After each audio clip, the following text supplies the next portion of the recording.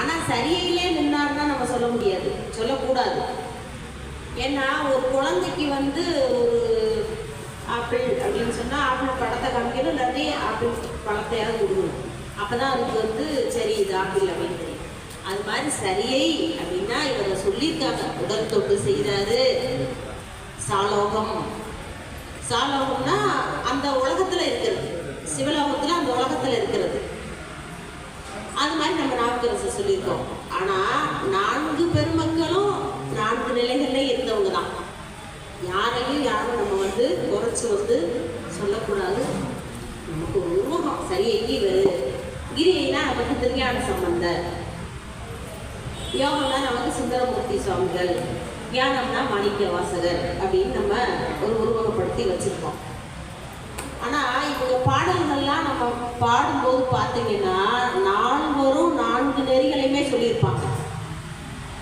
அக்கா அவங்க வந்து இந்த வரலாறுகள்லாம் ரொம்ப அற்புதமாக சொன்னாங்க. கிட்டத்தட்ட அவரோட அற்புத செயல்கள்லாம் ரொம்ப நல்லா சிறப்பாக சொன்னாங்க. இதில் பழையாறைன்னு ஒரு இடத்துக்கு போவார். அந்த பழையாறைக்கு வழிபாடுக்கு போகும்போது சமணர்கள் வந்து அங்கே இருக்கக்கூடிய அந்த திருக்கோயிலை வந்து ஆக்கிரமிச்சு வச்சுருக்காங்க, மறைச்சி வச்சுட்டாங்க, சாமியே தெரியல. இவர் போய் பார்க்குறாரு, பழையாறையில் சாமியை பார்க்க முடியல, சமணர்கள் பள்ளிகளாக இருக்குது, மறைஞ்சிருக்கு. சரி என்ன பண்ணுறது அப்படின்னு சொல்லிட்டு அந்த இடத்துலே வந்து உட்கார்ந்துட்டார். உண்ணா விரதம், உண்ணா நோன்புங்கிறது முதல்ல யாரு இருந்தது அப்படின்னு நம்மெல்லாம் கேட்டால் யாரையோ சொல்லுவாங்க. அதெல்லாம் நம்ம சொல்லக்கூடாது. நம்மெல்லாம் யாரை சொல்லணும்? உண்ணா நோன்பு முதல்ல நமக்கு இருந்து வழிகாட்டியவர் யாருன்னா திருநாவுக்கரசர் தான். இந்த உடம்பு இருக்க வரைக்கும் அந்த காட்சியை, பெருமானோட காட்சியை பார்க்காம நான் உணவு அருந்த மாட்டேன் அப்படின்னு சொல்லி உண்ணா நோன்பு இருந்தவர் நம்மளுடைய நாவுக்கரசர். முதல்ல நமக்கு அந்த வழியை காமிச்சிருக்காரு. அதாவது போர் புரியறது ஒரு வகையாக இருக்கும், எந்தெந்த வகையும் இருக்கும். அதில் அகிம்சை, இந்த தன்னோட உடம்பை வருத்திக்கிறது, தன்னோட உடம்பை வருத்தி அப்போ வந்து ஐயோ இவர் உயிர் போயிருமே, அதுக்கு நம்ம காரணமாயிருவோமே அப்படின்னு வந்துருக்குல. இப்போ சாமி என்ன பண்ணுறாரு? மன்னனோட கனவுல போய் சொல்கிறாரு, சோழ மன்னனோட கனவுல நாவுக்கரசர் வந்து பழையாறையில் உண்ணாவிரதம் இருக்காரு, நீ போய் அந்த ஆக்கிரமிப்புகளை எல்லாம் அகற்றி அவரை வந்து சாமி வழிபடுறதுக்கு வழி செய் அப்படின்னு சொல்லி கனவுல சொல்லிட்டார். உடனே மன்னன் உறவுவானா, உடனே எழுந்து வந்து பார்க்குறான், அவர் உண்ணாவிரதம் உட்கார்ந்துருக்காரு கோயில் முன்னாடி. கோயிலெல்லாம் அவங்க மறைச்சி வச்சுருக்காங்க. வந்து கோயிலில் இருக்கக்கூடிய ஆக்கிரமிப்புகள்லாம் எடுத்து சாமியை வழிபாடு பண்ணுறதுக்கு செஞ்சு நிறைய திருப்பணிகள்லாம் அந்த மன்னன் வந்து செய்கிறாங்க. அதுக்கப்புறம் கொஞ்ச நாள் அங்கே தங்கி இருந்து திருப்பணிகள் செய்து வழிபாடு செய்து பல பதிகங்கள் பாடி அதுக்கப்புறம் அடுத்த தலத்துக்கு போகிறார். இப்படி அவங்க வந்து தலையாத்திரைகள் மேற்கொண்டு பல தலங்கள், இதில் வந்து அதிகமான தலங்கள் போனவர் வந்து நாவுக்கரசர். ஞானசம்பந்தர் வந்து கிட்டத்தட்ட 25 அற்புதங்களுக்கு மேலே செய்திருக்காரு. நாவுக்கரசரும் அற்புதங்கள் நிறைய செய்திருக்காரு. இப்போ சொன்னாங்கல்ல, அப்போது எடிகளோட பாம்பு தீண்டிய குழந்தைய பதிகம் பாடி உயிர்ப்பித்தது, திருவீதிப்பிள்ளை பஞ்சம் வந்த போது, அப்புறம் வந்து இந்த திருமறைக்காடு கதவு திறக்க மறைக்க பாடினது, இந்த பழையாறை தலம், கைலாய காட்சி, இது வந்து மிக சிறந்த ஒரு, நம்ம சைவர்களாக பிறந்தோன்னா நம்ம என்ன பண்ணுவோம்? தலையாத்திரை மேற்கொள்ளணும், வாழ்நாளில் ஒரு முறையாவது போய் இந்த கைலாய காட்சியை நம்ம பார்க்கணும் அப்படிங்கிறது தான் அவங்களுக்கு லட்சியமாக குறிக்கோளாக இருக்கும். அந்த வகையில் தான் கைலாய காட்சி பார்க்கறதுக்குன்னு நம்ம நாவுக்கரசரும் போனார், காரைக்காலமையாரும் போனாங்க. காரைக்காலமையாரும் போனவங்களுக்கு சாமி காட்சி கொடுக்குறாரு, நேரடியாக போயே பார்க்குறாங்க. பார்த்தது மட்டும் இல்லை, பேசுறாரு சாமி. வரும் இவள் நம்மை பேணும் அம்மை காணும். வர்றது யாரும் இல்லை, என்னோட அம்மை. நம்மெல்லாம் தாயும் விழி தந்தையும் விழி தான் தனியன் காணேடின்னு சொல்லக்கூடிய சாமி காரைக்கால் அம்மையார வரக்கூடியவள் வந்து என்னோட தாய் அப்படின்னு சொல்றாரு. இப்போ சைவத்தில் வந்து பெண்களுக்கு எந்த சமயமும் பெண்களுக்கு வந்து முக்கியத்துவம் கொடுக்கவே இல்லை. மற்ற சமயமெல்லாம் என்ன சொல்லுதுன்னா, பெண்கள் வந்துக்கு முக்தி முக்தி கிடையாது, இன்னொரு பிறவியில் அவங்க ஆண்களா பிறந்தாதான் முக்தின்னு சொல்லுது. ஆனா நம்ம சமயம் சைவ சமயம் அப்படி சொல்லலை. பெண்களுக்கு இல்லை, எல்லா ஜீவராசிகளுக்கும் முக்தி கொடுக்குறாரு சாமி. நாரைக்கு முக்தி இப்போ வந்து மதுரையில் நடக்குது உற்சவம். அதில் பார்த்தீங்கன்னா நாரைக்கு முக்தி கொடுக்குறாரு சாமி, பன்றிக்குட்டிக்கு பால் கொடுக்குறாரு. எல்லா ஜீவராசிகளும் இறைவன். 84 லட்சம் யோனி பேதங்கள் இருக்கு. 84 லட்சம் யோனி பேதங்களும் இறைவனை அடையலாம். எந்த பேதமும் கிடையாது. என்ன செய்யணும்? சாமி மேல அன்பு செலுத்தணும், அவரை அடையணுங்கிற குறிக்கோளோட இருக்கணும். அதுதான் அதைதான் நம்ம பெரியவங்க சொன்னாங்க. ஆனா மற்ற சமயம்லாம் அப்படி சொல்லலை. அவங்களாம் வந்து நிறைய சொல்லியிருக்காங்க. பெண்களுக்கு முதலிடமே கிடையாது எல்லா சமயத்துல. முக்கியமா ஒருத்தர் நமக்கு தெரிஞ்ச ஒரு மார்க்கை வீட்டில் ஒரு அன்பர் நல்ல வேதம் படிச்சிருக்காரு. நல்லா எல்லா வேதமும் ஓதுவார். மட்டும் சொன்னதுக்கு அப்படிதான் சொல்றாரு. பெண்களுக்கு ருத்ரம்லாம் சொல்லக்கூடாதுங்கம்மா, அதெல்லாம் படிக்கக்கூடாது. நீங்க ஆனால் நம்ம சொல்ல எப்படி சொல்லியிருக்கா? எப்பவும் சொல்லுங்க, இமைப்பொழுதும் என்னைக்கு நீங்காதான் தாழ்வாங்க, நின்றும் இருந்தும் கிடந்தும் நடந்தும் நீங்க எப்ப வேணா சொல்லிக்கலாம். அப்படிதான் நம்ம சமயம் சொல்லுது. ஆனா அங்க அதெல்லாம் இல்லை. அதனாலதான் நம்ம சைவ சமயமே சிறந்தது. என்ன இந்த அம்மா எப்ப வந்தாலும் சைவ சமயமே சிறந்தது அப்படின்னா இதெல்லாம் அதுக்கு ஒரு காரணம். பெண்களுக்கு மட்டும் இல்ல, எல்லா ஜீவராசிகளுக்கும் முக்தி கொடுக்குறாரு சாமி. அது ஒண்ணு. இன்னொன்னு, பிறவாமைங்கிறத வேற எந்த சமயமும் சொல்லலை. நீ பிறந்துட்டியா, நீ இறைவனோட திருவடியை அடையலாம், மீண்டும் பிறக்காம இருக்கலாம். இது வந்து நம்ம சைவ சமயம் சொல்லுது, மற்ற சமயமெல்லாம் சொல்லலை. அதே மாதிரி வைணவத்தில் வந்தீங்கன்னா 24 தத்துவம் மட்டும், ஆன்ம தத்துவம் மட்டும் இருக்கும். நமக்கு 36 தத்துவம் இருக்கு. அது இல்லாம சிவ தத்துவமும் 5, வித்யா தத்துவம் 7. நமக்கு அது 2 அதிகமா இருக்கு. இதெல்லாம் கடந்தானா நீங்க இறைவன் அடைய முடியும். அவங்க ஒரு இடத்துல நின்றாங்க. அப்ப இந்த பிறப்பு இறப்புங்கிறத வந்து நம்ம கடக்க முடியுங்கிறத நம்ம சமயம் சொல்லுது. மாணிக்கவாசகர் நிறைய இடங்கள் சொல்லுவார், வினை கேடல் அப்படிம்பார். இந்த வினைகளை கெடுக்கக்கூடியவர் யாருன்னா ஒருத்தரால் தான் முடியும். அது நம்ம சிவபெருமானால காசிவிஸ்வநாதனால் மட்டும் முடியும். அதெல்லாம் உணர்ந்துதான் இப்ப இந்த சொல்வார் நாவுக்கரசர். இந்த பாடல்ல இப்ப பாட்டாங்கல்ல, குற்றாயில வாரு, காத்தாழ்பவர் காவல் இழந்தமையால், நீ வந்து என்னை காத்து ஆட்கொள்ளணும், நீதானே எனக்கு கடவுள், நீதானே என்னை காத்து ஆட்கொள்ளணும், நீ விட்டுட்ட. அதனால என்ன ஆகி போச்சுன்னா, கரை நின்றவர் கண்டுகொள் என்று சொல்லி வேற ஒரு மதத்தை காமிச்சிட்டாங்க. நான் அங்க போயிட்டேன். பாடல்ல பதிவு பண்றாரு. இதெல்லாம் வேற யாருமே சொல்லல, அவரே சொல்றாரு. காத்தாழ்பவர் காவல் இருந்த மேல் கரை நின்றவர் கண்டுகொண்டு என்று சொல்லி நித்தாயம் வீடு நிலை கொள்ளும் வழித்துறை உள்ளது. அதனால நான் வேற சமயத்துக்கு போயிட்டேன். அதுக்கு காரணம் யார்? நீதானே என்னைய காத்து அருள் செய்யணும், நீதானே என்னை ஆட்கொள்ளணும், நீயே விட்ட என்னைய அப்படின்னு கேட்கிறாரு. இந்த பாடல்கள் நம்ம நடன காட்சி. இந்த காட்சியை பார்க்கணும்னா மனித பிறவி கொடுத்தாலும் கொடு. ஏன்னா பிறவி வேணாம்னு சொல்லிட்டோம்னா நமக்கு கொஞ்சம் வினை இருந்தாலும் பிறவி இருக்கு வேண்டும். அதான் அம்மா சொல்றாங்க, மீண்டும் பிறப்புண்டே நோய் என்று மறவாமை என்று சொல்றாங்க. ஏன்னா பிறவாமையை கேட்கிறாங்க, பிறவாமை வேண்டும் கேட்டாங்க. அப்புறம் அவங்களுக்கு ஒரு யோசனை வந்தது, சரி நம்மளுக்கு ஏதாவது வினை கொஞ்சம் இருந்து அதை கழிக்கணும்னா மீண்டும் பிறவி உண்டு.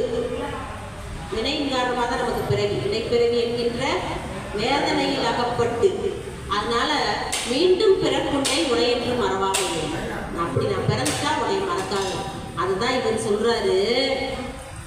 இந்த தில்லை காட்சியை, நடன காட்சியை நான் பார்க்கறதா இருந்தா மீண்டும் பிறவியை கொடு. பொழுவாய் பிறக்கினும் புண்ணியா உன்னடி என் மனத்தே வலுவாது இருக்க வரம் தர வேண்டும். நான் புழுவா கூட பிறந்துட்டேன் என்னோட வினையின் காரணமானு வச்சுக்க, ஆனா உன்னோட திருவடியை மட்டும் நான் மறந்துடக்கூடாது. அந்த ஒரு இது மட்டும் எனக்கு பிடிக்கும். இதுதான் நம்ம பெரியவங்க. அதுதான் அந்த அம்மா சொன்னாங்கல்ல, இந்த கைலாயத்திலிருந்து தேவலோகத்திலிருந்து ரம்பை ஊர்வசியெல்லாம் அனுப்பிவிட்டாரா சாமி கடைசி காலத்துல போய். எப்ப இறைவனோட திருவடிக்கு போறதுக்கு முன்னாடி. ஆமா, அப்ப எதுக்குன்னா மண்ணாசை பெண்ணாசை வந்து ஒரு மனிதனை வந்து பாடாப்படுத்தும்.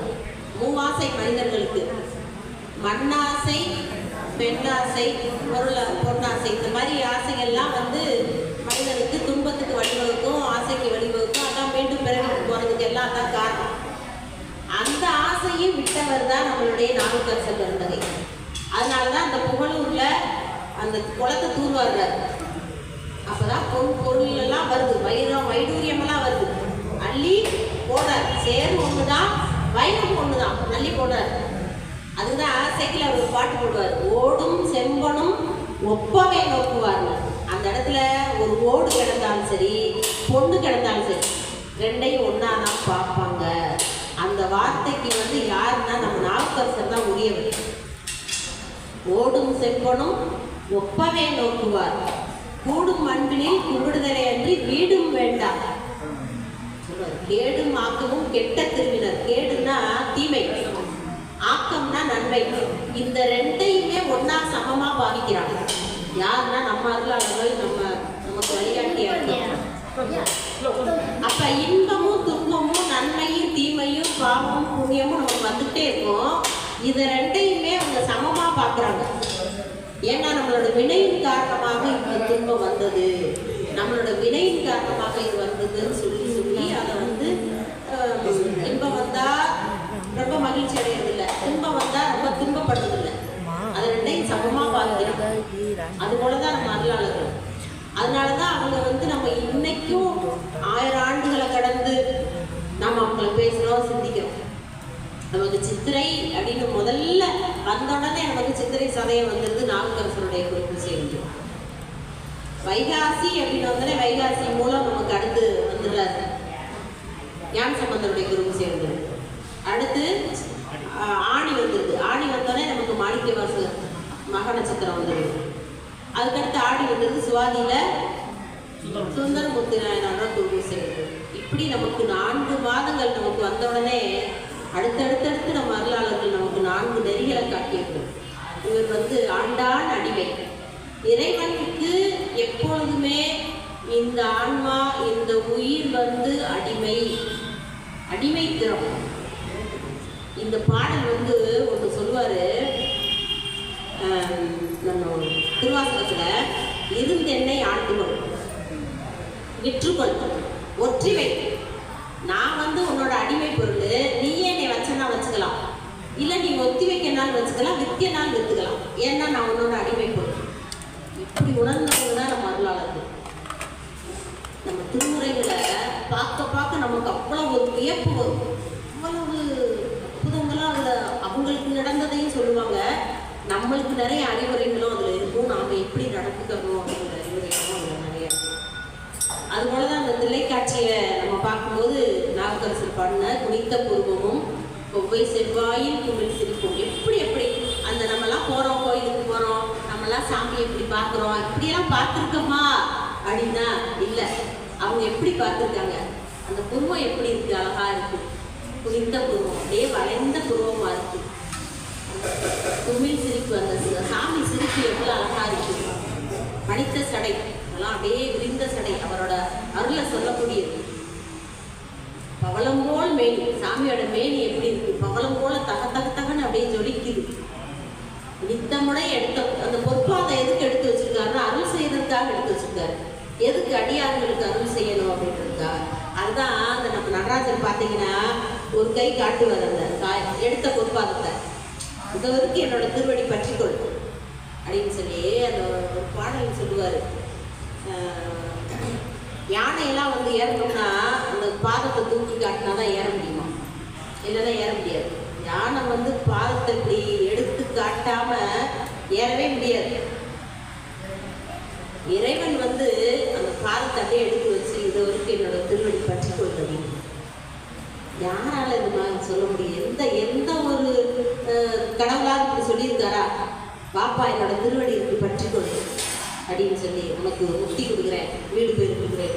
நாம என்ன பண்றோம், பற்றி கொள்ள தயாரா இல்லை. திருவடியை பார்த்துட்டு கும்பிட்டு நம்ம வாட்டுக்கு நம்ம நம்ம வேலையை பார்க்க வந்துடுறோம்.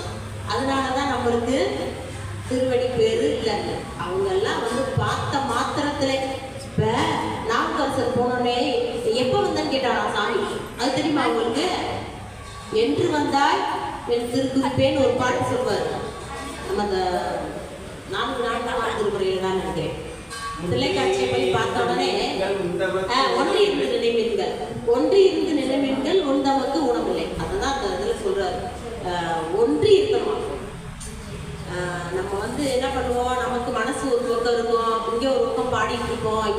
பேசிட்டு இருக்கோம். அப்படி இல்லாம ஒன்றி இருக்கணும். அதான் ஒன்றி இருந்து நினைப்பீர்கள் ஒன்று கன்றிய காலனை காலால் காய்ந்தால் தன் அடியாருக்கு என்று வந்தாய் சாமி கேட்டாரா, என்னப்பா எப்போ வந்த? இப்ப நம்ம வீட்டுக்கு யாராவது வர்றாங்க, வாங்க வாங்க எப்போ வந்தீங்க, நல்லா இருக்கீங்களா அப்படின்னு கேட்போம்ல. அப்படி கேட்டாதான் சாமி நம்மளுடைய நாவுக்கரசர். அப்ப எப்படி அவர் போயிருப்பாரு, என்ன மனநிலை போயிருப்பாரு, சாமி அப்ப எப்படி கேட்டிருப்பாரு, என்னப்பா பாப்பா எப்போ வந்த, நல்லா இருக்கியாப்பா அப்படின்னு. அப்ப எப்படி நம்ம அருளாளர்கள் இருந்திருக்காங்க, எப்படி பாவனையில் இருந்திருக்காங்க, அவர் எப்படி பேசியிருக்காரு, அந்த பேசுனதெல்லாம் நமக்கு தெரியணும் அப்படிங்கிறதுக்காக நமக்கு இப்படிலாம் பதிவு பண்ணியிருக்காங்க. அதெல்லாம் நினைச்சு பார்க்கும்போது நமக்கே ஒரு வியப்பு. அது மாதிரி ஞானசம்பந்தரும் நாவுக்கரசரும் சந்திக்கிற இடம் அதை பார்த்தீங்கன்னா, இப்ப ஞானசம்பந்தர் கூட ஒரு பெரிய கூட்டமே வரும், அடியார் கூட்டம். அவருக்கு பல்லக்கு சமுத்திரத்துக்கு, கொம்பு ஊதுறதுக்கு ஞானசம்பந்தர் வந்தார், பரசமய கோளரி வந்தார், பலராவாயர் வந்தார் அப்படின்னு சொல்றதுக்கு அவருக்கு ஒரு கூட்டம். இங்கிட்டு நாவுக்கரசர் வந்தா அவருக்கு ஒரு கூட்டம். இப்படி ரெண்டு கூட்டம். அது சொல்லுவாரு சேர்க்கிறாரு, ரெண்டு கடல் வந்து சங்கமிச்சது மாதிரி இருந்தது. ரெண்டு பேர் சந்திக்கும் போது அதுல ரெண்டு நிலவு. வானத்துல வந்து எப்பவுமே ஒரு நிலவு தான் இருக்கும். ஆனா ஞானசம்பந்தரை நாவுக்கரசர் ரெண்டு நிலவு, ரெண்டு கடல். ரெண்டு கடல் எது? அந்த ரெண்டு அடியார் கூட்டம். இப்ப அந்த இடத்துல யார் யார் காலில் விழுந்தாங்கன்னு யாரும் சொல்ல முடியாது. நாவுக்கரசர் வந்து வேகமா வந்து ஞானசம்பந்தர் பாதத்தில் விழுவாரு, இவர் அதை விட வேகமா அவர் பாதத்தில் விழுவார். நாமெல்லாம் என்ன பண்ணுவோம், அவனுக்கு பால் போயா அதெல்லாம் தேவையா அப்படின்னு சொல்லுவோம். ஞானசம்பந்தர் வந்து 9 வயசு 80 வயசு. ஏன் அவர் பாதத்தில் விழுகிறாரு? ஒரு அருளாளர். அவரை வந்து பாலை கொத்து சாமி ஆட்கொண்டு இருக்காரு. அவரோட அற்புதங்கள்லாம் இவர் கேள்விப்படுறாரு, இவரோட அற்புதங்கள்லாம் அவர் கேள்விப்படுறாரு. ரெண்டு பேரும் ஒருத்தருக்கு ஒருத்தர் பார்த்த உடனே யாரு யார் காலில் விழுந்தாங்கிறத சொல்லவே முடியாது. அதுக்கு ஒரு ஊமை கொடுப்பாரு. என்னன்னா, ஒரு வரப்பு இருக்கு, அதுல வந்து வயல், ரெண்டு பக்கமும் நெல் இருக்கும். அப்ப இந்த கதிர் வந்து வளர்ந்துட்டே வரும். வளர்ந்துட்டு வரும்போது நேராக தான் இருக்கும். கதிர் வந்து முத்திருச்சுன்னா என்ன ஆகும்? வளைஞ்சிரும். அதுபோல பக்குவப்பட்டவங்க எப்படி இருப்பாங்கன்னா பணிவோடு இருப்பாங்க. நம்ம ஐயாலாம் இப்படியே ஒண்ணுமே தெரியாத மாதிரி இருப்பாரு, எல்லாம் தெரியும். பணிவு, அதுதான் நம்ம அருளாளர்கள் வந்து பணிவை தான். அதுல நம்ம நாவுக்கரசர் வந்து அதுல முதலிடம் பிடிச்சவர். அவரோட தோற்றத்தை பார்க்கும்போதே நமக்கு தெரியும், இப்படிதான் இருப்பார், வளர்ந்துதான் இருப்பார். அந்த ரெண்டு பேரும் சந்திச்ச இடம் அற்புதமான ஒரு இடம். அதுதான் சொல்லுவார், கதிர் வந்து வானத்தை நோக்கி வளரும், கதிர் முத்தி தான் வளர்ந்துடும். அதுபோல இந்த வரப்புல வந்து ரெண்டு பக்கம் இருக்க வயல்ல இருக்க நெல் கதிர்கள்லாம் முத்திச்சுன்னா அந்த வயல்ல வந்து இருக்கும். அதுபோல ஞானசம்பந்தர் நாவுக்கரசர் ஒருத்தருக்கு ஒருத்தர் விழுந்து வணங்குவாங்க. அந்த இயற்கையோட இணைந்து எப்படி அந்த இயற்கையை பார்த்த உடனே இயற்கையோட இணைந்து நம்ம வாழ்க்கையை நம்ம பெரியவங்க வாழ்ந்துருக்காங்க. அதை நமக்கு பதிவு பண்ணுறாங்க. நிறைய இடங்கள்ல சொல்லுவார், வயல் சூழ்ந்த இடத்துல இருக்காரு, திருப்பெருந்துறை மண்ணா, வயல் சூழ் மண்ணா அப்படின்னு நிறைய இடங்கள்ல சொல்லுவார். அது மாதிரி இந்த மடையில் வாழை பாய மாதராரு, இந்த மடையில வந்து வாழை மீன்லாம் பாயுது, அது அப்படி துள்ளி குதிக்குது. அந்த மாதிரிலாம் நம்ம திருமுறைகள்லாம் பார்க்கும்போது எப்படியெல்லாம் நம்ம அருளாளர்கள் பார்த்துருக்காங்க. இயற்கையை பார்க்கும்போது அதுல நம்ம திருமுறை பாடும்போது அதை பதிவு பண்றாங்க. சாமி இப்படி இருந்தாரு, இயற்கையோடு இருக்கிறாரு. ஏன்னா வளமா இருந்தாதான் அங்க இருக்க மக்கள் நல்லா வாழ முடியும். மக்கள் நல்லா வாழ்ந்தா தான் திருக்கோயில் வழிபாடு நடக்கும். திருக்கோயில் வழிபாடு நடந்தாதான் நமக்கு எல்லாம் சிறப்பா இருக்கும் வாழ்க்கையெல்லாம் அப்படின்னு சொல்லி வளமான இடங்கள்ல தான் இருந்திருக்காங்க. பெரும்பாலும் ஆறு வயல் அப்படி இருக்க இடங்கள்ல தான் சாமி இருப்பார். இப்போ பாருங்க, நம்ம குலாநந்தீஸ்வரர் கூட ஆறு பக்கத்துல வயலுக்கு பக்கத்துல இருக்காரு. இப்படிதான் நம்ம கோயில்கள்லாம் தலையாத்திரை மேற்கொள்றோமே, அங்கெல்லாம் பாருங்க அந்த மாதிரி இடங்கள்ல தான் இருப்பார் சாமி.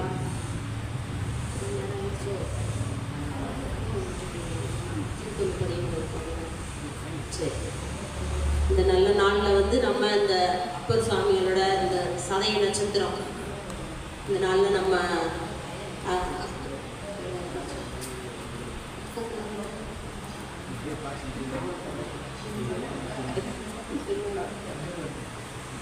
இதை போடலையா? புரியல. ஓடுதான் கட்டளிச்சா? ஓடுது. சரி, இந்த கைலாய காட்சியை வந்து சொல்லுங்க அப்படின்னு சொல்லி அம்மா கேட்குறாங்க. ஆமா, இந்த கைலாய காட்சிங்கிறது நம்ம கைலாயம் எங்கேயோ இருக்கு, அதை நம்ம பார்க்க போறோம் அப்படிங்கிறது தான் நம்மகிட்ட இருக்கு. ஆனா கைலாயம் வேற எங்கேயுமே இல்லை, நமக்குள்ளதான் இருக்கு. கைலாயமும் நமக்குள்ள இருக்கு, சாமியும் நமக்குள்ளதான் இருக்காரு. சொல்றாருல நாவுக்கரசர் என்ன சொல்றாரு? தேடி கண்டு கொண்டேன் திருமாலோடு நான் முகனும் தேடி தேடனா தேவனை என் உள்ளே தேடி கண்டு கொண்டேன். வெளியில தேடினாங்க யாரு? பிரம்மாவும் விஷ்ணுவும் என்ன பண்றாங்க? சாமி வெளியில தான் இருக்காருன்னு ஒருத்தர் அடியை பார்க்க போனாரு, ஒருத்தர் முடிய பார்க்க போனார், 2 பேரும் பார்க்க முடியல. நானும் தான் தேடினேன், கடைசியில பார்த்தா எனக்குள்ளதான் இருந்திருக்காரு. சொல்றாருல தேடி கண்டு கொண்டேன் திருமாலோடு நான் முகனும் தேடி தேடனா தேவனை என் உள்ளே தேடி கண்டு கொண்டேன். அதனால கைலாய காட்சியா இருக்கட்டும், சாமியா இருக்கட்டும், எங்க இருக்காருன்னா நமக்குள்ளதான் இருக்காரு. இதை நம்ம உணரணும். அதுதான் இப்ப கைலாய காட்சியை பார்க்கறதுக்குன்னு நாவுக்கரசர் போறார். எங்கெங்க இருந்து போறாருன்னா முத காலத்தி போவார். பல தலங்களையும் தரிசித்து காலத்தி போவாரு. காலத்திலிருந்து காலத்திய பிறகு கண்ணப்பனார தரிசனம் பண்ணிட்டு எங்க போறாருன்னா ஸ்ரீசைலம் போவார். ஸ்ரீசைலத்துல மல்லிகார்ஜுன தரிசனம் பண்ணிட்டு எங்க போறாருன்னா அப்படியே தொடர்ந்து போவார். தொடர்ந்து போயிட்டே இருக்காரு. போயிட்டே இருக்கும்போது அவருடைய குறிக்கோள் நோக்கமெல்லாம் என்ன இருக்கு? பெருமானோட கைலாய காட்சியை நம்ம பார்க்கணும் அப்படின்னு சொல்லி போறாரு. அப்ப மற்ற அடியார்கள் எல்லாம் ஒரு கட்டத்துல எல்லாருமே இருந்துட்டாங்க, எல்லாராலையும் தொடர முடியல. இவர் மட்டும் வைராக்கியமா தொடர்ந்து போறாரு. அதான் அந்த வைராக்கியம். திருச்சங்கத்துக்கு பக்தி வைராக்கிய விசித்திரம்னே பேர் கொடுத்துருப்பாங்க, ஒரு தலைப்பு கொடுத்துருப்பாங்க. அதுதான் நம்ம அருளாளர்கிட்ட அந்த வைராக்கியம். அப்படியே போகும்போது இந்த காலெல்லாம் வந்து தேய்ச்சிடலாம். எவ்வளவு நேரம் தான் அந்த காலெல்லாம் வந்து எலும்பு தசைகளால் ஆனது தானே, கொஞ்சம் நடந்து போக போக தேய்ச்சிருது. சரி கால் தான் தெரிஞ்சிருச்சு சொல்லி கை இருக்கே நமக்கு அப்படின்னு கையில வந்து தவழ்ந்து அப்படியே ஊர்ந்து போறாரு. கையில இருக்க தசைகள்லாம் கரைஞ்சு எலும்புகள்லாம் தெரிய ஆரம்பிக்கு. அப்பையும் வைராக்கியமா போறாரு. அப்படி போகும்போது கையும் ரொம்ப தேய்ச்சி கொண்டாரு. என்ன பண்றாரு? உடலால உருண்டு போறாரு. இந்த காட்சியெல்லாம் நம்ம ஒரு படத்துல பார்க்கலாம். அப்படியே பார்க்கும்போது நம்மளுக்கா கண்ணீர் அப்படியே இப்படியெல்லாம் எவ்வளவு வைராக்கியமா போயிருக்காங்க அப்படின்னு. இப்படியே போகும்போது சாமி பார்க்குறாரு. சரி இவர் வந்து இனிமேலும் இவரால் முடியாது அப்படின்னு சொல்லிட்டு ஒரு முனிவர் இடத்துல வர்றாரு. வந்து பார்க்குறாரு. அப்பா எங்கே போற? நான் கைலாய காட்சியை பார்க்க போறேன். அப்படியாப்பா, அது சாதாரண மனிதர்களால் எல்லாம் பார்க்க முடியாது, நீ திரும்பி போயிரு அப்படின்னு சொல்றாரு. அப்பதான் சொல்றாரு, என் அப்பன் கைலாயத்தில் வீற்றிருக்கக்கூடிய அந்த காட்சியை காணாமல் மாலும் உடல் கொண்டு மீனேன்ல. இந்த உடம்பு வந்து என்னைக்கு இருந்தாலும் மாண்டு போயிடும். இந்த உடம்பு வந்து பஞ்சபூதத்தால் உருவானது. இது எப்ப இருந்தாலும் அழியக்கூடியது. மண்ணில் பிறந்த எல்லா ஜீவராசிகளும் உடம்பு போயிடும் யாரா இருந்தாலும். அதான் சொல்றாரு, இந்த மாலும் உடல் கொண்டு அந்த எங்க அப்பா இருக்கார்ல, அம்மையோட இருந்தவர்கள் இருக்கார்ல கைலாயத்துல, அந்த காட்சியை பார்க்காம மீண்டு போக மாட்டேன்ட்டார். இப்ப அவரோட வைராக்கியம் அவருக்கு தெரிஞ்சு போச்சு. சரி இவர் வந்து இனி போக மாட்டார். சரி அப்படியாப்பா, இந்த குளத்துல மூழ்கு. அங்க ஒரு குளம் இருக்கு, எரி மானசரவர். இந்த குளத்துல மூழ்கு. மூழ்குனா திருவையாறுல எழுந்திருப்ப அப்பனி கைலாய காட்சியை பார்க்கலாம் அப்படின்னு. இவர் குளத்துல மூழ்கினாரு. மூழ்கின உடனே எங்க எந்திரிக்கிறதுனா திருவையாறுல எந்திரிக்கிறார். ஐயாறு, 5 ஆறுகள் பாயக்கூடியதுனால அது ஐயாறுன்னு பேர். ஐயாரா எல்லாம் நம்ம அடியாறு பெருமக்கள்லாம் அங்க போய் பார்த்தீங்கன்னா கைலாய காட்சி ஐயாரா ஐயாரா ஐயாரான்னு கூப்பிடுவாங்க. ஆடி அமாவாசைக்கு இந்த நிகழ்வு வந்து நடக்கும். கைலாய காட்சியை வந்து நம்ம தர்மயாதினோட சிறப்பாக பண்ணுவாங்க. அடியார் கூட்டம் லட்சக்கணக்கில் இருப்பாங்க. அப்பரோட கைலாய காட்சியை பார்க்கணும் அப்படின்னு சொல்லி அப்படியே அந்த அற்புதமானவர்கள். சாமி வருவார், நாவுக்கரசர் வருவார், அடியார் கூட்டம் இருக்கும், கைலாய வாத்தியம் அப்படின்னு. அப்ப அங்க பார்க்க முடியாதவங்களாம் இங்க போய் பார்த்துக்கலாம். ஆமா, அங்க மூழ்கி இங்க எந்திரிக்கிறாரு. அந்த உடம்பு தேஞ்சு போனது அதெல்லாம் சரியாயி முன்ன விட பிரகாசமா எழுந்திருக்கிறாரு. எழுந்த உடனே அவருக்கு கைலாய காட்சி இப்படியே கிடைக்கும்.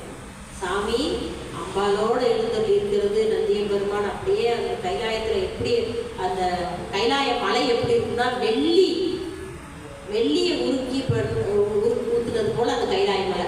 அதில் சாமி எழுந்திருக்காரு, அம்மா இருக்காங்க, 2 பேரும் சேர்ந்து. எப்பயுமே அம்பாலோட தான் வருவார் சாமி அருள் செய்யலாம். தனியா வர்றாருன்னா சோதிக்க போறாருன்னு அர்த்தம். இப்ப தனியா வந்தாரப்பா நீ கைலாய காட்சி பார்க்க முடியாது போப்பான்னு சொன்னாரா? இப்ப அருள் செய்யணுன்னே அம்மாவோட வந்தார். அம்மா அருள் சக்தி. அதனால இப்ப சிறுத்தொண்ட நாயனார் வீட்டுக்கு வர்றாருன்னா தனியா தான் வருவார். இயற்பகை நாயனார் வீட்டுக்கு வர்றாரா தனியா தான் வருவார். அவங்களுக்கு அருள் செய்ய போறாருன்னா 2 பேரும் சேர்ந்து வருவாங்க. ஆனா அதுபோல இந்த கைலாய காட்சியை பார்த்த உடனே பாடார். மாதர் பிறை கண்ணி யானை தம்பி பாடினான் 2 பாடல்கள்லாம். மலையான் மகளோடும் பாடி. அம்மை இல்லாம நம்ம தனியா பேசவோ பாடவோ முடியாது. அதான் மாதர் பிறை கண்ணி யானை மலையான் மகளோடும் பாடி போதோடு நீர் சுமந்தேத்தி புகுவார் அவர் பின் புகுவேன். போதுன்னா மலர், நீர் 2 எதுக்கு? பெருமான பூசிக்கிறது. புண்ணியம் செய்வாருக்கு பூ உண்டு நீர் உண்டு. சாமியை பூசிக்கிறதுக்கு 2 பொருள் போதுமா, பூவும் நீரும். பூவை போய் நீரை அபிஷேகம் பண்ணணும், பூவை அர்ச்சிக்கணும். அந்த பூவு நீர் கொண்டுட்டு நான் போவேன். போதோடு நீர் சுமந்தேத்தி புகுவார் அவர் பின் புகுவேன். இந்த அடியார்கள்லாம் போவாங்க, அவங்க பின்னாடி நானும் போவேன். அந்த அருளாளர்கள் சொல்றதெல்லாம் பார்த்தீங்கன்னா முன்னாடி போவேன்னே சொல்லலை எந்த இடத்துலையுமே. ஆனால் நாமெல்லாம் என்ன பண்ணுறோம்னா எந்த இடத்துலையுமே நம்ம முன்னாடி தான் இருக்கணும், நம்ம பின்னாடி போகக்கூடாது அப்படிங்கிறதெல்லாம் நம்ம நல்லா மைண்டில் செட் பண்ணி வச்சுருப்போம்.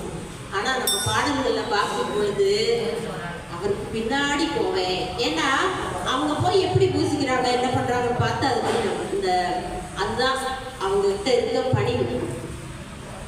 போதோடு நீர் சுமந்தேத்தி புகுவார் அவர் பின் புகுவேன். இதெல்லாம் நம்ம எப்பவுமே நம்ம மனசுல வச்சுக்கணும். யாதும் சுவடுபடாமல் ஐயாறு அடைகின்ற போதுங்கிறார். சுவடே படலை. எப்படி ஐயாறு வந்தேன்? கைலாயத்தில் அங்க மூழ்கினே மனசுல வரல, இங்க திருவையாறுல எழுந்துச்சுட்டேன். அதை எங்க சொல்றாரு? பாடல சொல்லிட்டாரு. யாதும் சுவடுபடாமல் நான் ஐயாருக்கு நடந்தே வரல, சுவடே படலை, அங்க மூழ்கினே இங்க எழுந்துச்சிட்டேன். யாதும் சுவடுபடாமல் ஐயாறு அடைகின்ற போது காதல் மட பிடியோடும் களிறு வருவன கண்டேன். பிடினா பெண் யானை, களிறுனா யான் யானை. இப்படி ஆண் யானையும் பெண் யானையுமாக எந்த ஜீவராசிகளை பார்த்தாலும் கோழி கடையோடு கூடி குளிர்ந்து வருவன கண்டேன். இப்படி நிறைய ஜீவராசிகளை சிவசக்தியாகவே பார்க்கிறார். அவருக்கு அப்படி காட்சி கிடைக்குது. அம்மையப்பர் காட்சி அங்க கிடைச்ச உடனே இங்க பார்க்கக்கூடிய எல்லாமே அம்மையப்பரா தெரியுது. அவரு எறும்புல இருந்து யானை வரைக்கும் இருக்க சின்ன ஜீவராசில இருந்து பெரிய ஜீவராசி வரைக்கும் அவர் கண்களுக்கு அம்மையப்பரா காட்சி கிடைக்கும். அதுதான் சிவமாம் தன்மை. எதை பார்க்கிறோமோ அது எல்லாமே சிவமா பார்க்கக்கூடிய அந்த தன்மை, அதுதான் அவருக்கு கிடைக்குது. நாவுக்கரசர் கைலாய காட்சி பார்க்கணும்.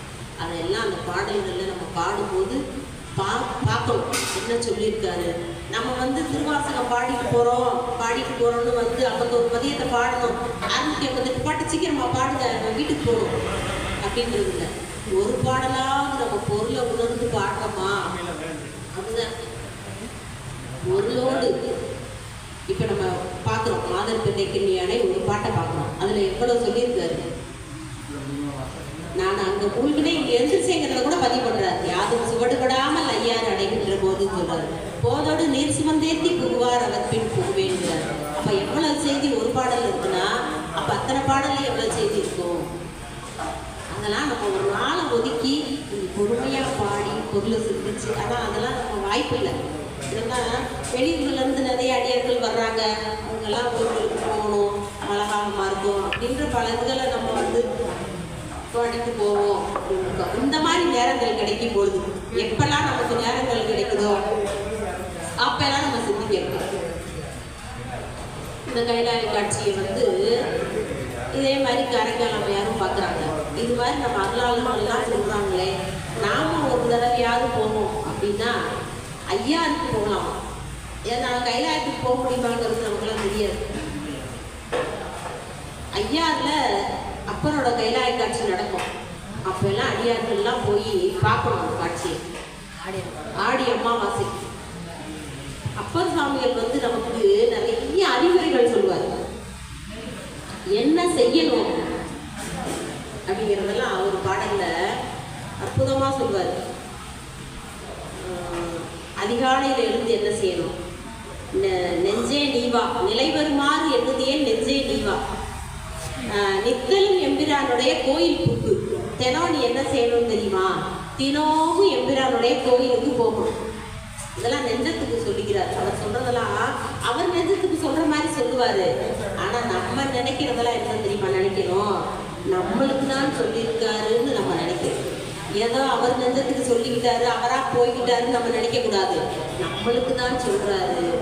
அதான் சொல்லு, நிலை பெறுமாறு என்னதையே நெஞ்சே நீவா. நெஞ்சத்தை வந்து கூப்பிடுறாரு, வா நீ வா, நீ என்ன செய்யணும் தெரியுமா, நெஞ்சத்துக்கு கடல் இடுறாரு. நித்தலும் எம்பிரானுடைய கோயில் புக்கு, தினமும் நீ எம்பிரானுடைய கோயிலுக்கு, சிவபெருமானோட கோயிலுக்கு தினம் போகணும். அப்ப நம்ம என்ன செய்வோம், எப்போ போகணும், காலையில போகணுமா மாலையில போகணுமா எந்த நேரம் போகணும், நமக்கு ஒரு சந்தேகம் வந்துடும். அதுக்கு சொல்லிட்டாரு புலர்மதன் முன்ட்டாரு. இப்படியெல்லாம் சந்தேகப்படுவாங்கன்னு அவருக்கு தெரிஞ்சு போச்சு. அதனால என்ன சொல்லிட்டாரு, புலர்மதன் முன் காலையில போகணும், அதிகாலையில திருக்கோயிலுக்கு போகணும். சரி போயிட்டோம். போய் அங்க என்ன செய்யறது, அழகிட்டு மெழுக்கு விட்டு கோயிலுக்கு போயிட்டு நீ பாட்டுக்கு போய் சாமியை கும்பிட போகக்கூடாது. முதல்ல அழகிடணும், கூட்டணும், மெழுகிறது, தெளிக்கிறது, கோலம் பண்ணுறது அதெல்லாம் செய்யணும். சரி அதெல்லாம் பண்ணியாச்சு. அதுக்கடுத்து என்ன பண்ணுறது, பூமாலை புனைந்து எத்தி மலர்களை போய் நந்தவனத்தில் எடுத்துட்டு வந்து பறித்து கொடுக்கணும், தொடுத்து கொடுக்கணும். பூமாலை புனைந்து எத்தி இதுக்கப்புறம் புகழ்ந்து பாடி வருஷப்படுத்துறாரு. இதெல்லாம் யாரால சொல்லியிருப்பாங்க, இதெல்லாம் எங்க இருக்கு? நம்ம நாவுக்கரசர் சொன்னது போல எப்படி வழிபாடணும்னு நமக்கு தெரியுமா, நமக்கு ஏதாச்சும் தெரியுமா, கூப்பிட்டுமா எப்படி கோயிலில் வழிபடணும் தெரியாதே. அப்ப இந்த பாடலை சொல்றாரு, அடுத்தடுத்து நீங்க என்ன செய்யணும், ஒரு கோயிலுக்கு போகணும், அதிகாலையில போகணும், கோயிலை பெருக்கணும், கூட்டணும், பண்ணணும், அப்புறம் பூமாலை பறித்துட்டு வரணும், மாலை தொடுத்து கொடுக்கணும், அப்புறம் என்ன செய்யணும், புகழ்ந்து பாடணும். அரிசிப்படுத்தி சொல்லிட்டு புகழ்ந்து பாடி தலையார கும்பிட்டு கூத்து பாடி சங்கரா சய போற்றி போற்றி என்னும் அலைப்புணர்ந்தே செஞ்சனைய மாதி என்றும் ஆரூரா ஆரூரா என்றென்று அலரா நில்லேன். எப்படி கூப்பிடணும்னு சொல்லிட்டாரு கடைசியில, ஆரூரா ஆரூரான்னு அலறணுமா. ஏன்னா ஆரூருக்கு கேட்கணும் இல்லையா, அதனால ஆரூரா ஆரூரான்னு என்ன செய்யணுமா, அலறணுமா. அப்படியெல்லாம் நம்ம நாவுக்கரசர் சொல்லியிருக்காரு. இன்னொரு பாடலு, முன்னம் அவனுடைய நாமம் கேட்டால், தாண்டவம், இதெல்லாம் 6ஆம் திருமுறை. ஒரு பெண் இருக்கா, பெண்ணுன்னா நீங்க பெண்ணை நினைச்சுக்க கூடாது, நம்ம எல்லாருமே பெண் தான். ஆணா இருந்தாலும் பெண்ணா இருந்தாலும் எந்த ஜீவராசியா இருந்தாலும் பெண் தான். ஏன்னா உலகத்துல இருக்க அத்தனை ஆன்மாக்களும் பெண் தான். சாமி ஒருவர் தான் ஆண், ஏதோ பெண்ணுக்குன்னு இல்லை, எல்லாருக்கும் தான் அது. அவன் என்ன செய்யறா, அவனுடைய நாமத்தை கேட்கிறான். முன்னம் அவனுடைய நாமம் கேட்டாள், மூர்த்தி அவனிருக்கும் வண்ணம் கேட்டாள். நாமம் என்னது, ஆரூரன். ஓ ஆரூரனா, ஆரூரனா அவனோட பேரு. சரி, அப்ப அவருடைய வண்ணம் எப்படி இருக்கும், எப்படி இருப்பா, நிறம், நிறமா அதான் பொன்னார் மேனியன், தக தக தக தகன்னு இருப்பான். அப்படியா, சரி. முன்னம் அவனுடைய நாமம் கேட்டால், மூர்த்தி அவனிற்கும் வண்ணம் கேட்டாள், பின்னை அவனுடைய ஆரூர் கேட்டாள். எந்த ஊரு சாமிக்கு, எந்த ஊரு, ஆரூர், திருவாரூர். தெரியாதா அவங்களுக்கு, திருவாரூர் தான் சாமி. ஓ திருவாரூரா அப்படின்னு பின்னை அவனுடைய ஆரூர் கேட்டாள். பேர்த்தும் அவனுக்கே பிச்சியானார். இதெல்லாம் கேட்ட உடனே என்ன ஆயிட்டான்னா, அவன் மேல ஒரே பைத்தியமா ஆயிட்டான். பேரு ஊரு நிறமெல்லாம் கேட்டா, கேட்ட மாத்திரத்துல என்ன ஆயிட்டா, பிச்சின்னா பைத்தியம், அப்படியே ஒரே பைத்தியமா அவன் மேல ஆயிட்டான். பேத்தும் அவனுக்கே பிச்சியானார். அன்னையும் அத்தனையும் அன்றே நிற்கார். இந்த உடம்ப கொடுத்தாங்கல்ல அப்பா அம்மா, அவங்க வந்து உடம்புக்கு தான் அப்பா அம்மா, அவங்கள அப்படியே விட்டுட்டாங்க. தன்னை மறந்தாள், தான் யாருங்கிறதை மறந்துட்டாங்க. தன் நாமம் கெட்டாள், என்ன பேர் எனக்கு அதை மறந்து போச்சே. அப்ப எந்த அளவுக்கு சாமி வந்து உள்ளத்துல குடி கொண்டு இருக்காரு. எனக்கு பேர் மறந்து போச்சு, ஊர் மறந்து போச்சு, நான் யாருங்கிறதே மறந்து போச்சு. தன்னை மறந்தால், தன் நாமம் கெட்டாள், தலைப்பட்டால் நங்கை தலைவன் தலை. பெருமானோட திருவடி ஒன்று மட்டும்தான் ஞாபகம் இருக்கு, மிச்சம் எல்லாமே மறந்து போச்சு. மாணிக்கவாசர் சொல்வார், என்னை நான் என்பது அறியேன், பகல் இரவாவது மறியேன். நான் இருக்கேன், இது இரவா பகலான்னு எனக்கு தெரியல, நான் யாருங்கிறது எனக்கு தெரியல. அந்த மனநிலையில அவங்க இருக்காங்க, கடந்து இருக்காங்க, எல்லாத்தையுமே கடந்து இருக்காங்க. கடந்தாதான் பெருமானுடைய திருவடி. வீடு பேரு அதுதான் சுருக்கமா சொன்ன, விட்டாட்டா வீடு. எதை விடணும்? எல்லாத்தையுமே விடணும். ஏன்னா அவர் வந்து பற்று இல்லாதவர். அவரை போய் பற்றணும்னா நம்மளுக்கு பற்று இருக்கக்கூடாது. பற்றுக பற்றால் பற்றினை அப்பற்றை பற்றுக பற்று விடு. பற்று இல்லாம அவர் இருந்தாரு, அவரை போய் நீ பற்றணும், அவரோட திருவடி அடையணும் அப்படின்னா உனக்கும் அது இருக்கக்கூடாது, பற்று இருக்கக்கூடாது. அதுதான் நம்ம இந்த திருமுறைகள்ல, நம்ம அடியார்களுடைய, நம்ம நாயன்மார்களோட வரலாறுகள்ல நம்ம தெரிந்து கொள்ளக்கூடிய செய்தி தான். நம்ம திருமுறைகளை பாடுறோம்னா கொஞ்சம் கொஞ்சமா நம்ம அடுத்த நிலைக்கு பக்குவப்பட்டுக்கிட்டே போயிட்டே இருக்கணும். நேற்று தான் நம்ம அக்கா சொன்னாங்களே, சித்தாந்தம் நேற்று நடந்தது. அதுதான் அந்த மாதிரி எல்லாத்தையும் விடணும், இறைவனோட திருவடி அடையிறதுக்கு அப்படின்னா நம்ம எதையுமே விடலையே, அப்போ நம்மளுக்கு என்னைக்கு அதெல்லாம் கிடைக்கும் அப்படின்னு ரொம்ப எனக்கு வருத்தமாயிடுச்சு. அப்பா வந்து, ஏன் நீங்கள் ரொம்ப ஆடி இருக்கீங்க, அவங்க ரொம்ப ஆடி இருக்கேன், என்ன காரணம்னாரு. இல்லை அதெல்லாம் ஒன்றும் இல்லை, இல்லை நீங்கள் வந்து கொஞ்சம் மாட்டமாக தான் இருக்கீங்க அப்படின்னு விட்டார். அப்புறம் தான் நான் அக்கா சொன்னேன், இந்த மாதிரி அந்த அம்மா சொன்னது எனக்கு ரொம்ப கவலையாச்சு, நம்ம எதையுமே விடலை, நம்ம என்ன பண்ணுறது அப்படின்னு சொல்லிட்டு அப்படி அந்த மாதிரி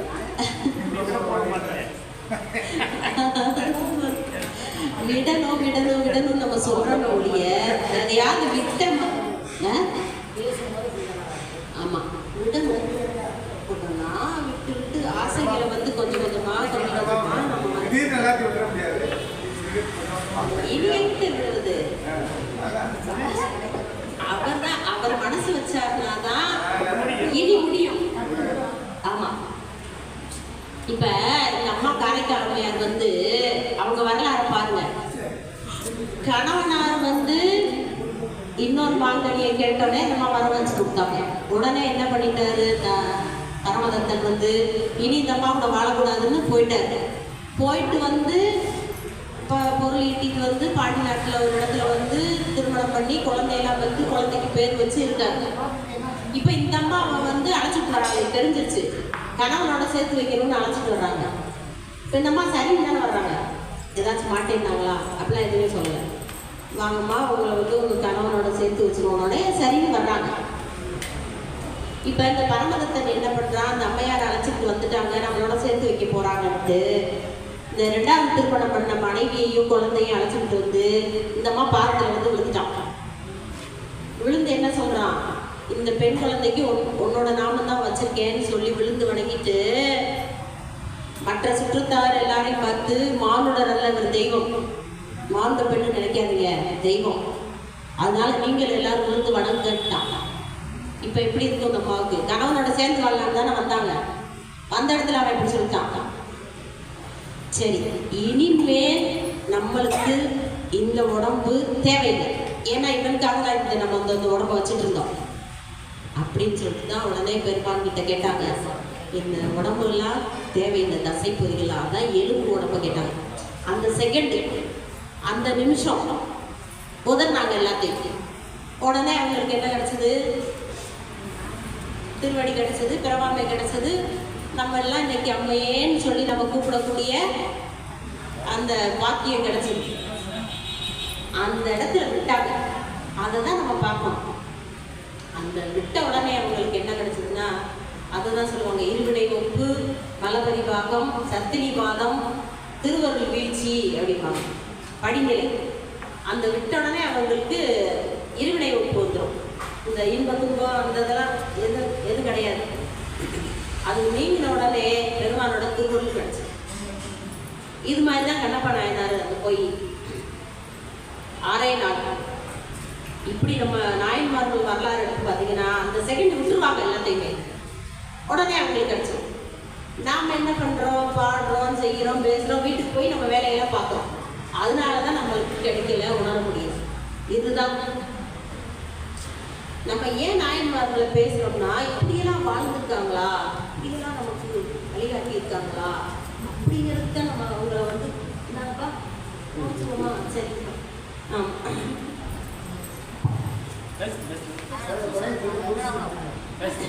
முடிவடைந்து பாய் பாய்.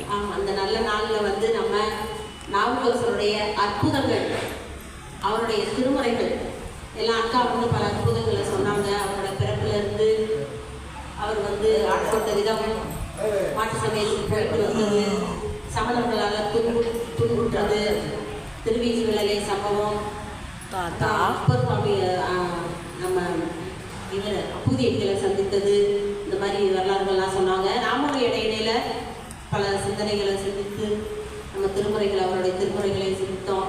இந்த சதய நாள், இந்த நல்ல நாளில் அவருடைய திருநாவுக்கரசருடைய பெருதிசை, திருநாவுக்கரசரை வந்து சொல்லும் பொழுதே சேக்கிலார் சொல்வாரு, திருநாவுக்கரசு வளர் திருத்தொண்டி நெறிவாளர்.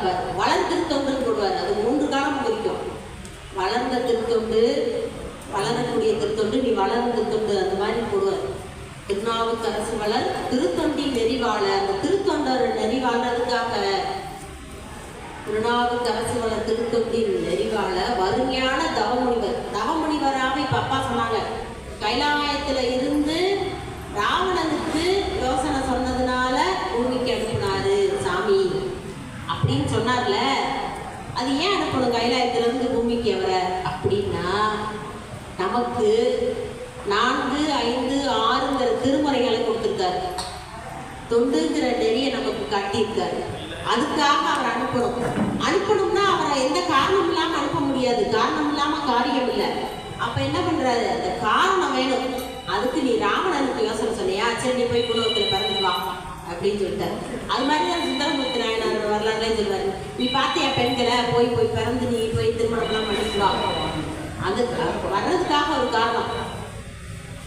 வறுமையான தவமுனிவர் வாகீசர் வாய்மை திகழ் பெருநாமம். எது நம்மளுக்கு நாவுக்கரசருடைய நாமம் வந்து பெருநாமம். இந்த நாமத்தை சொன்னாலே நீங்க கரை ஏறிடலாம், பெருமானோட திருவடி அடைஞ்சிடலாம். நீங்க சிவபெருமான வழிபடாட்டி கூட பரவாயில்ல, நீங்க நாவுக்கரசரை வழிபட்டாலே அவரோட திருவடி அடைஞ்சிடலாம். பெருநாமங்கிறார். வேற யாருக்கா சொல்லியிருக்காரா பெருநாமம்னு? நம்ம நாவுக்கரசர் சொல்லியிருக்காரு, பெருநாம சீர்பரவல் இருக்கின்றேன். அவருடைய அந்த நாமத்தை சொல்லி அவருடைய திருவடி அடைஞ்சாலே இறைவனை எளிமையா போயிடலாம். ஒரு நாவுக்கு உரை செய்ய ஒன்னாமை உணராது. என்னோட ஒரு நாவுனால அவருடைய பெருமையை சொல்ல முடியாது. சொல்றது யாரு? சேக்கிலார் சொல்றாரு. அதுதான் இது மாதிரி இது யார் சொன்னதுன்னா, அப்பூதியடிகள் வந்து நாவுக்கரசரை சொல்லி சொல்லி இறைவன் அடைஞ்சார். அது மாதிரி சுந்தரமூர்த்தி நாயனாரை வந்து நம்ம பெருமிழலை குறும்பர், சேரமான் பெருமாள் இவங்கெல்லாம் வந்து அவரை பின்பற்றி அவரை திருநாவுராயத்தை கொண்டு அவங்க போய் இறைவனோட திருவடி அடைஞ்சாங்க அப்படின்னு பார்க்கலாம். அதுபோல ஞான சம்பந்தருக்கு திருநீலநக்கர், திருநீலகண்ட யாழ்ப்பாணர், அந்த அம்மா மதக சூலாமணியார், முருகநாயனார், அவங்க 4 நாயன்மார்கள் வந்து ஞானசம்பந்தரோட திருவடி அவருடைய அந்த திருநாமத்தை சொல்லி, அதாவது இந்த குருநாதர் மூலமாக இறைவன் அடையுது. இந்த குரு வழிபாடு, லிங்க வழிபாடு, சங்கம வழிபாடு, இது 3 நமக்கு வேணும். அவங்க வந்து ஒரு வழிபாட்டை வச்சு அவங்க போயிருப்பாங்க. நமக்கு வந்து 3 வேணும். குருநாதரை சந்திச்சு உபதேசம் வாங்கணும், அவரோட திருவடியை பிடிச்சுக்கணும். கோயிலில் வந்து லிங்க வழிபாடு பண்ணணும் சாமியை, அடியார்களோட சங்கம வழிபாடு, இது 3 நமக்கு வேணும். அதான் குரு லிங்க சங்கம வழிபாடு. இந்த இந்த குருவாக நம்ம திருநாவுக்கரசரை ஏற்றுக்கிட்டு நால்வர் பெருமக்களும் நமக்கு குருநாதர் தான். இந்த நாளில் நம்ம அவரை பேசணும். அதான் சொல்றாரு, அவருடைய நாமமே நம்மளை கொண்டு போய் கடை சேர்க்கும். திருநாமம் சொல்லிட்டார், பெருநாம சீர்வரவல் இருக்கின்றேன் பேருலகில் குருநாவுக்கு உரை செய்ய ஒன்னாமை உணராதே அப்படின்னு சொல்றாரு. இவர் வந்து திருநின்ற செம்மையே செம்மையா கொண்ட திருநாவுக்கரை என்ற நடிகாருக்கு மொழியும் அந்த என்ன ஒரு இதை பிடிச்சாரோ அதை செம்மையா செய்யக்கூடிய செயலை உறுதியாக பற்றி கொண்டு விடாம, அதுதான் மாணிக்கவாசகர் சொல்வாரு, கொடிரும் பேதையும் கொண்டதை விடாதென்னும்படியே ஆகி நல் இடையரா அன்பில் பசுமரத்தாடி அடைந்தார் போல அப்படின்னார். கொடிருங்கிறது வந்து என்னன்னா துரட்டிக்கணும். அதை அப்படி போட்டு இழுத்தீங்கன்னா அது அப்படியே கொண்டு வந்துடும். எந்த பொருள் எழுதுறோமோ அது. கொடிரும் பேதையும், பேதைனா பைத்தியக்காரன், அவன் சொன்னதே விடாம சொல்லுவான். அது மாதிரி நீ இருக்கணும். கொடிரும் பேதையும் கொண்டதை விடாது, அதுபோல நீ இருக்கணும் அப்படின்னு சொல்லி நம்ம அருளாளர்கள்லாம் நமக்கு காட்டிய வழி. இந்த வழியெல்லாம் நம்ம வந்து எதுக்காக காட்டியிருக்காங்கன்னா, நம்ம பக்குவப்பட்டு பட்டு பட்டு பட்டு இறைவனோட திருவடியை அடையணும் அப்படிங்கிறதுக்காக தான். இந்த குருபூசையெல்லாம் எவ்வளோ அற்புதமாக இப்போ ஐயா வந்து அபிஷேகம் பண்ணி அலங்காரம் பண்ணி நமக்கு வச்சுருக்காரு.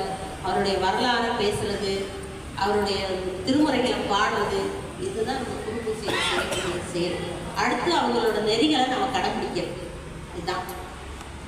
இந்த நல்ல வாய்ப்பை நல்கிய அத்தனை நல்ல உள்ளவங்களுக்கும், நம்ம நிர்வாக அரங்காவலர் திருவாசகம் ஐயா அவர்களுக்கும், நமது அப்பா புலவர் ஐயா அவர்களுக்கும் மற்றும் அத்துணை அடியார் மக்களுக்கும் நன்றியை வணக்கத்தை தெரிவித்துக்